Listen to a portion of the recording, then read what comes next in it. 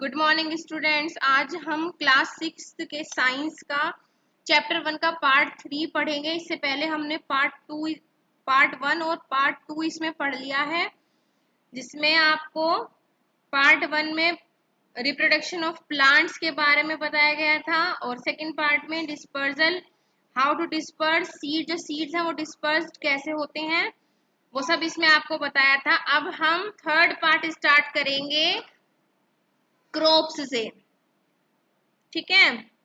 तो let's start from here. We know that most of our foods comes from plant. हमें पता है कि हमारा जो फूड मिलता है वो कहाँ से मिलता है, मतलब मोस्टली जो हमें फूड मिलता है प्लांट से मिलता है। To fulfil the need of a large number of people, better to try the entire global population, plants are grown in a large scale. मतलब जितने भी हमारे नंबर ऑफ पीपल है, जितने भी लोग हैं, जितनी हमारी जनसंख्या है, उनको अच्छा फूड देने के लिए, उनकी सारी फूड से रिलेटेड उनकी सारी जरूरतों को पूरा करने के लिए जो प्लांट्स हैं वो बहुत ही लार्ज स्केल में, मतलब बहुत ही बड़ी मात्रा में उगाए जाते हैं। Plants that are grown in large quantity to provide food and other beneficial substance are called crops. जो प्लांट बहुत ही ज्यादा क्वांटिटी में उगाए जाते हैं फूड प्रोवाइड करने के लिए एंड अदर बेनिफिशियल सब्सटेंस, और जिनसे और हमें बेनिफिशियल मतलब जिनसे हमें लाभदायक और पदार्थ मिलते हैं, उसे हम क्या कहते हैं, क्रॉप्स कहते हैं। मतलब जिन प्लांट्स को बहुत ज्यादा लार्ज क्वांटिटी में उगाया जाता है उसे हम क्या कहेंगे, क्रॉप्स बोलेंगे। There are different kinds of crops such as fiber crops, hemp, cotton and jute, oil producing crops, soybean, peanuts, sunflower and food.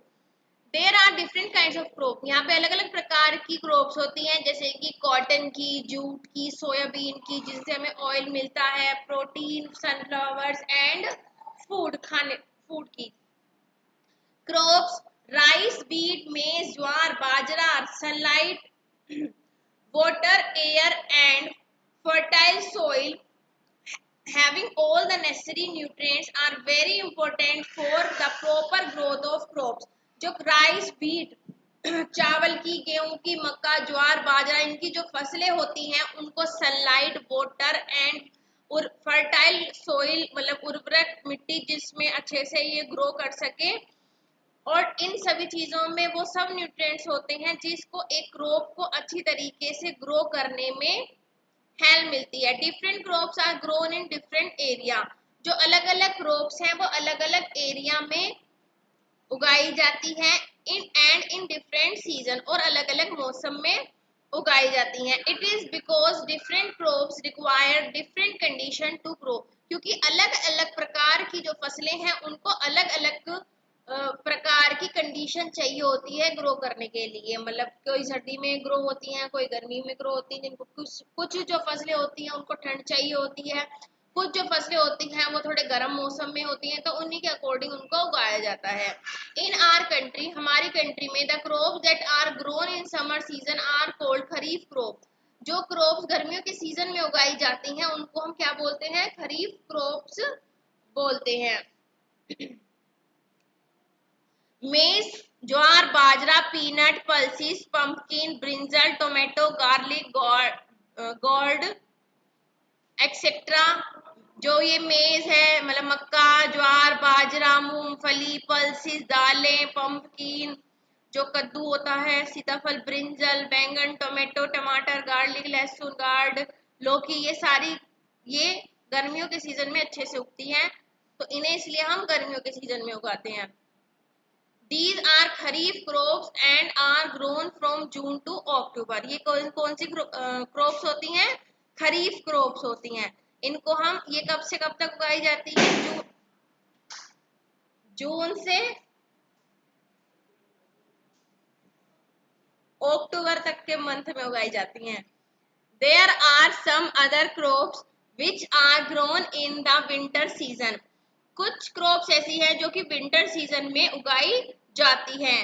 These are called rabi crop, इन क्रॉप्स को हम क्या बोलते हैं? रबी क्रॉप बोलते हैं। Beet, gram, cabbage, cauliflower, bean, pea, radish, turnip, carrot etcetera.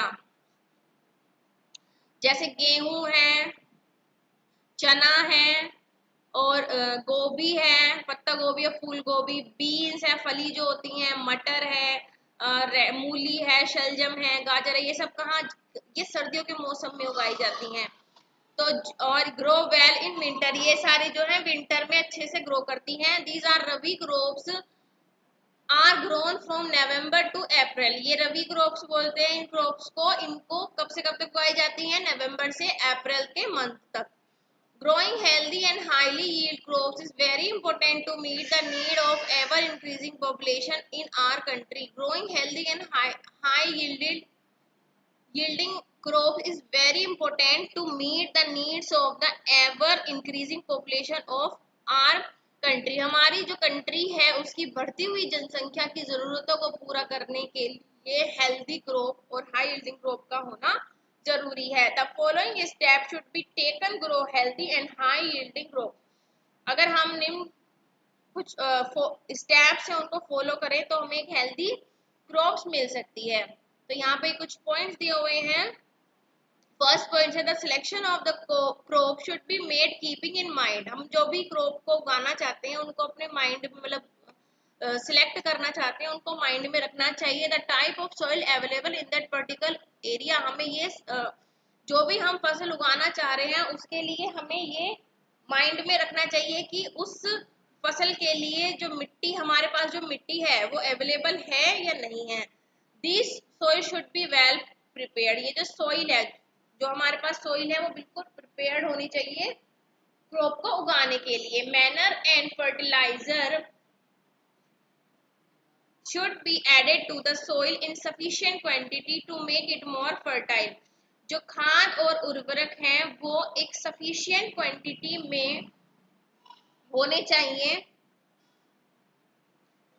एक sufficient quantity होनी चाहिए उनकी किसी सोइल में उनके, मतलब ये नहीं है कि बहुत ज्यादा मिला दिया या बहुत कम मिला दिया, जितनी जिस भी क्रॉप के लिए जरूरी होती है उतना ही डालना चाहिए, उससे कम या ज्यादा नहीं डालना चाहिए। मैनर इज द ऑर्गेनिक और natural fertilizer obtain from cow dung and dead and decaying plants.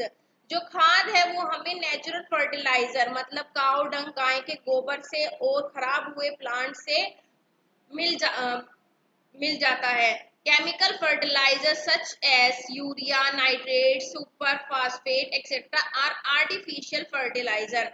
जो काव डंग है, काव का जो गोबर है, गाय का गोबर, और डिकेइंग प्लांट, नष्ट हुए जो पेड़ पौधे, ये क्या है? नेचुरल फर्टिलाइजर है, मतलब हमें नेचुरली खाद मिल जाता है। और ये यूरिया, नाइट्रेट, सुपर फास्फेट, ये सब क्या है? आर्टिफिशियल खाद होती है, आर्टिफिशियल उर्वरक होते हैं। These fertilizer are also added to the soil to make it fertilizer। इन फर्टिलाइजर को भी हम सोइल में मिला सकते हैं उसको अधिक फर्टाइल बनाने के लिए। थर्ड पॉइंट है, फोर्थ पॉइंट है हमारा, good quality seeds should always be used.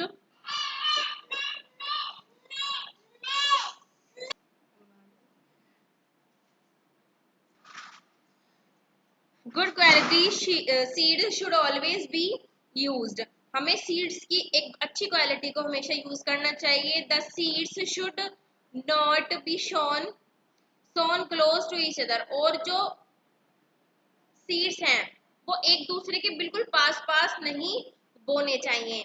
They should also not be sown too deep, और ना ही हमेशा मतलब बहुत ज्यादा गहरे भी नहीं बोने चाहिए जो सीड्स हैं। नेक्स्ट है, crop should be protected from birds, insect, rat etcetera. और जो क्रॉप्स हैं वो बर्ड्स से, कीड़े मकोड़ों से और चूहों से हमेशा प्रोटेक्टेड रहनी चाहिए। Square crows should be used to protect crops from birds and animal। Scarecrows होता है जो हम खेत में अब हमने नॉर्मली खेत में लगा देते हैं जो जिससे कि बर्ड्स और एनिमल नहीं आते हैं, तो वो हमें उसे हम स्केयर क्रोज बोलते हैं। जो एक ऐसा ही जैसे कोई मैन खड़ा हो लगा देते हैं ना, तो उसको हम स्केयर क्रोज बोलते हैं। तो स्केयर क्रोज हमेशा लगा हुआ होना चाहिए अपनी क्रॉप को बर्ड और एनिमल से बचाने के लिए। पेस्टिसाइड, इंसेक्टिसाइड्स, कीटनाशक हमें हमेशा यूज करनी चाहिए। फंगीसाइड्स, और जो फंगस लग जाती है उसको बचाने के लिए हमें दवाइयां must be spread to protect crop from pest, insect, other disease causing agent. इन सब मतलब जितने कीड़े मकोड़ों से बचाने के लिए या कोई बीमारी से बचाने के लिए हमेशा पेस्टिसाइड, इंसेक्टिसाइड एंड फंगीसाइड्स, इनको हमेशा छिड़कते रहना चाहिए क्रॉप्स को नष्ट होने से बचाने के लिए। Weeding should be done regularly, और उनकी हमेशा जो की जुताई करती उनकी जो वीडिंग करते रहना चाहिए रेगुलरली, मतलब हमेशा जो क्रॉप है या फसल है उनकी वीडिंग करते रहना चाहिए। तो यहाँ पे हमारा ये चैप्टर कंप्लीट हो जाता है। 3 पार्ट्स में ये आपका चैप्टर है, पार्ट 1, पार्ट 2, पार्ट 3। ओके बच्चों, तो अगर आपको इस चैप्टर में कहीं पे कुछ समझ में नहीं आया हो तो आप पूछ सकते हो। Thank you students.